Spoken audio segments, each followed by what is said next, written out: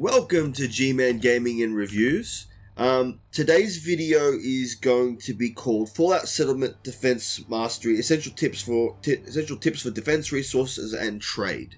Okay, so we're basically going to be covering. This is sort of an addendum to the previous video that I made on this. So we're basically going to be covering 6 main points. So understanding raider spawn points, building elevated defenses, scavenging and recycling, automated resource gathering, and arming your settlers. And the last one is setting up trade routes. These are all important for settlement defense, right? So the first thing that we're going to talk about is understanding raider. I'm just going to turn down the voice so that I can't hear them.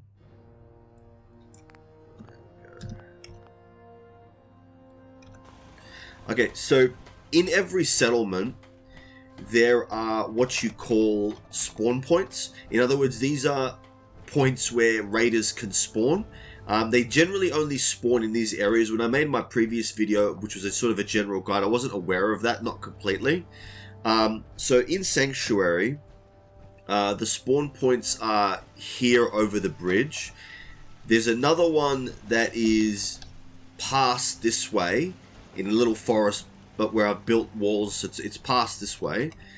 Another 2 of them are actually inside the settlement. So building walls around the settlement will not completely keep raiders out.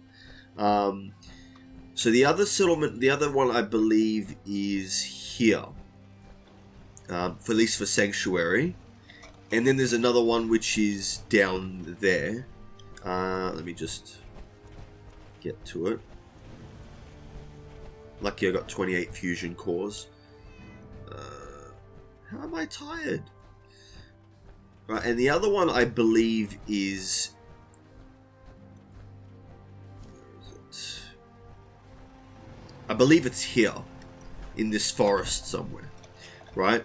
So, when you're building defenses, you generally want to build them around those spawn points. Because that's where the enemies are going to spawn in. Now that can happen when you fast travel. You can definitely end up with enemies just appearing where you want to be. I haven't had enemies appearing for absolute ages because my defense is so high, but it is annoying. The next thing that we're going to talk about is building elevated defenses. Now, the reason that building elevated defenses is so good is because, one, it gives especially the turrets a greater line of sight. So they can shoot further. One of the problems with the turrets in general is, see, if I was to put the turrets, say, down here, if the area is quite hilly, they may not get a chance to fire to destroy all the enemies before they get taken out. By elevating your turrets, you basically make it very difficult for raiders to take them out. They have to shoot them essentially. So with these turrets here, what I've done is I generally like to build a mix of machine gun turrets or heavy machine gun turrets later on, and laser turrets. So machine gun turrets are very good for dealing with swarms of enemies, and laser turrets are good for dealing high damage. Now, once you've built all these defenses, you're going to need to keep them running. In the case of turrets, you're going to need... if they get destroyed, you're going to need to repair them, but you're going to need a whole bunch of resources to start building these automated defenses, right? And this is where scavenging and recycling comes in. So, the first thing that we're going to look at is scavenging stations. Now, if you have settlers that literally are not doing anything, right, you should probably either assign them to food if it's required, or to scavenging stations. These don't require any skills in order to build. They just require some wood and steel. And basically you assign a settler to them, and that settler will generate additional scavenging resources while they are using them, right? The other thing is to have traders. So when I talk about traders, I talk about in stores, these ones here, the regular traders. They produce happiness, but the really big advantage of the regular traders is they tend to have a lot of junk, right? And buying junk from them, it's annoying that he always says that. Come on.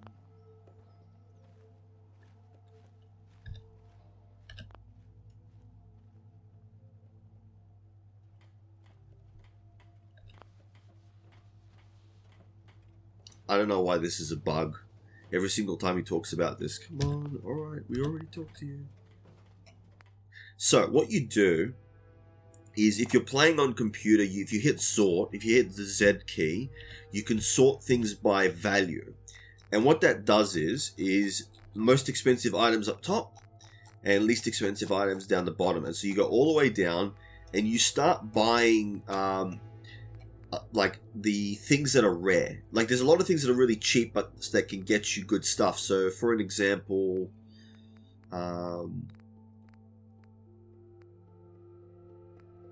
that could get you rubber if you need rubber. Broken light bulb can get you copper. So you're going to need a whole bunch of resources. So sorting it out from cheapest to most expensive basically allows you to buy all the stuff that you can get, like extra plastic, extra glass and copper, soap for oil, desk fans for gears, because gears and screws are very valuable, especially for building turrets, because you need gears for turrets. So buying this would be very useful. Telephone for circuitry, copper and fiberglass, also useful. So something to keep in mind, you can get like a lot of very rare resources and buy them for very cheap. Like for example, for the screw, spring and steel, very, very handy. So that's something to keep in mind. You should always check your circuitry and copper. Okay. So you should always check your traders to see if they've got like useful junk, because you're going to need, like if you have a look at the turrets here and we go to defenses, you'll see here that the basic turret only requires gears, oil, circuitry and steel.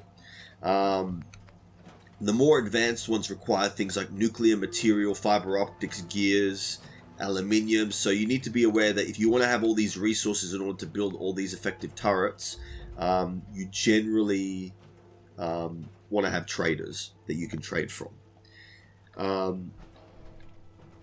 Now, the next thing that is automated resource gathering, which we sort of already covered with the scavenging stations. So, like I said, scavenging stations provide extra automatic resource gathering, which is really, really great for them. Another thing that I will cover is Brahmins can give you fertilizer. That's an automated resource, but yeah. The next one is arming your settlers, right? So what you should do, if I have a look at this settler, okay, she's only got a pipe pistol. What you should do is in this game, you're going to have a whole bunch of weapons that you don't use, right? Give them to the settlers, right? Because these settlers, it's just going to help them protect themselves. Another thing that a commenter put on is you can also put your settlers in power armor if you have any extra suits. So that's just something to keep in mind. But yeah, you want to arm up your settlers with good weapons or weapons that you're not using. There's nothing, and the advantage of, like, if I was to take this pipe pistol and had a whole bunch of modifications to it and then give it back to the settler, right? That would be a good thing, because I would get extra resources, extra XP for doing the modifications, and then I'm arming the settler with a more powerful weapon. You could also give your settlers body armor that you're not using. And use your skill in armorer to upgrade that body armor. That's another thing that you can do to help keep your settlers alive. The last tip is going to be about setting up trade routes. Now, the reason that setting up trade routes is so important is because if we have a look at the map and we have a look at trade routes by hitting on C, it allows you to share resources between settlements. So any resources that end up in the workshop can actually be shared amongst the settlements. So what if you don't have say supply lines set up? What's going to happen is you're going to have to manually bring all the resources that you want in order to build gear, in order to build things at settlements. But by having them with supply lines, it means that any settlements that I have, any things that I have in Sanctuary in the transfer area, any resources like junk can be used by all other settlers. So it's really essential to start building up defenses around all the other settlements, simply put, because if you don't have supply lines, you're going to have a really hard time building up defenses. Unless you happen to have, I think, the strong back perk, which allows you to fast travel at its highest rank with a full... But realistically, you want supply lines. In order to get supply lines...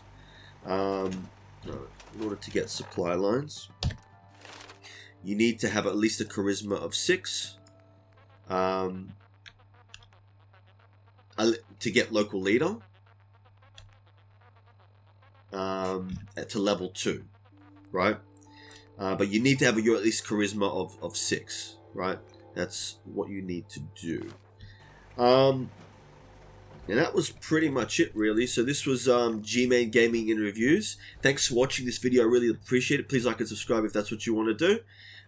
Thank you for everyone who's subscribing. My channel seems to be growing really well, so I'm really happy about that. I'm hoping that the tips that I provide are pretty good to help all the new players coming in from the Fallout TV show. Can't wait for the next season to come out. Alright, this was G-Man Gaming and Reviews signing out. Thank you for watching. Alright, bye. Alright, so I just wanted to say thanks to a couple of subscribers who gave me some very good information based on my previous video. So the first one is Danish Dude 2191. Had some very interesting comments about walling off and placing turrets, which was absolutely awesome. Thank you for that. And then we have Lee Aaron Sanchez, who also gave me a very good comment, which I was very happy about. That, like, very useful information about setting up defense towers next to spawn points. And then we had Mr. Anderson, who provided a lot of information about how to make your settlements happy. And Rusty Dust 101, who told me that the settlement attack algorithm by Bethesda in the game is basically kaput. So it's like there's a timer that moves forward as to how there's a timer that in the game that controls how fast the raiders move forward from their spawn points, which is a basic summary of what Rusty Dust 101 said. And then there was the other commenter who told me about having 6 settlers with power armor with Gatling lasers. I couldn't find your name, but thank you for that comment. That was very cool. Alright, this was G-Man Gaming and Reviews signing off.